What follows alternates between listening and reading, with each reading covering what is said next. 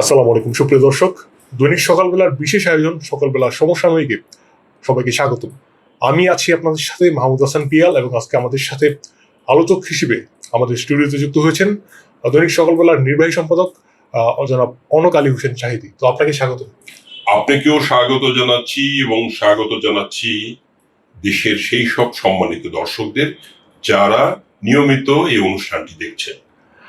তো সকালবেলা সমসাময়িকে আমরা মূলত জাতীয় এবং আন্তর্জাতিক বিষয় নিয়ে কথা বলে থাকি। তো আজকে আমরা জাতীয় বিষয় নিয়ে কথা বলতে যাচ্ছি।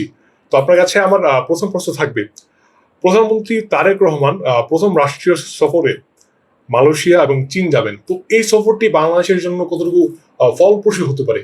তিনি আগামীকালই সফরে যাচ্ছেন মালয়েশিয়া।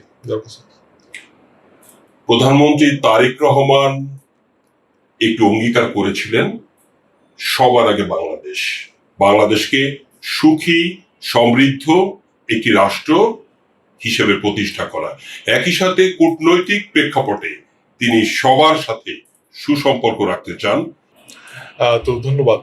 তো ভারতে নিযুক্ত ইসরায়েলের রাষ্ট্রদূত বলেছেন 2 দিন আগে, আপনি নিশ্চয়ই জানেন, তারা বাংলাদেশকে নজরদারিতে রেখেছে এবং আরো একটি দাবি করেছেন যেটি ভিত্তিহীন, যে বাংলাদেশে নাকি হামাসের সাথে বাংলাদেশের কানেকশন আছে। তো এই বিষয়টি বাংলাদেশের সার্বভৌমত্বের জন্য কোনো হুমকি কিনা, যেহেতু বলেছেন যে তারা নজরদারিতে রেখেছে বাংলাদেশকে। দেখুন, ইসরায়েল একটি বিতর্কিত রাষ্ট্র, সারা বিশ্বে তারা দাঙ্গা তৈরি করছে, নানাভাবে মুসলিমদের হত্যা করছে, এবং আপনি নিশ্চয়ই জানেন যে পাসপোর্ট থেকেও তাদের নামটি আমরা বাদ দিচ্ছি। আর বাংলাদেশকে তারা নজরদারিতে রাখছেন, এটা আমি বলবো যে একটি কূটনৈতিক ভাষা, কূটনৈতিক প্রেক্ষাপটে বলেছেন। আমরাও যে কথাটি বলতে চাই যে বাংলাদেশ সরকার সবার সাথে সুসম্পর্ক এবং কূটনৈতিক প্রেক্ষাপটে সকলের সঙ্গে বন্ধুত্ব স্থাপনে আগ্রহী। একই সাথে তার রাষ্ট্র ইসরায়েল যে কর্মকাণ্ডগুলো করছে তার তীব্র নিন্দা জানাচ্ছে। তো আপনার কাছে আমার পরবর্তী প্রশ্ন থাকবে, দেশের ইতিহাসে সবচেয়ে বড় বাজেট পেশ করা হয়েছে জাতীয় সংসদে। এই বাজেট নিয়ে অনেক আলোচনা হচ্ছে, বিশেষ করে বিরোধী দল বলেছে যে এটা গণবিরোধী বাজেট হয়েছে। তো এই বাজেট বাস্তবায়নে বিএনপি সরকার কতটুকু সফল হবে বলে আপনি মনে করছেন?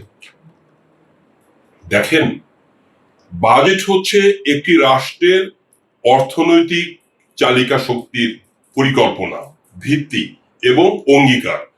বাজেট করা হয় একটি দেশের আয় ব্যয় এবং বিভিন্ন আন্তর্জাতিক সাহায্য, বৈদেশিক ঋণ সবকিছু নিয়ে।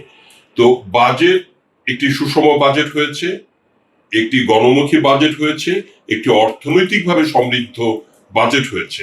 তবে বাজেট কতটা সফল হতে পারবে তা নির্ভর করে জনগণের সহযোগিতার উপর এবং বিরোধী দলের সহযোগিতার উপর। দেখেন, বিরোধী দল বলেছে যে এটি একটি গণবিরোধী বাজেট নিয়ে নানা মন্তব্য করেছে এবং চানাচুর ভাজার মতো কথাও কোনো মাননীয় সংসদ সদস্য বলেছেন। কিন্তু আমি বলবো যে ওনারা কি বাজেট সম্পর্কে খুব একটা পড়াশোনা জানেন? বাজেট সম্পর্কে ওনাদের কোনো ধারণা আছে? এবং ওনারা বিরোধিতার জন্য বিরোধিতা করেছেন।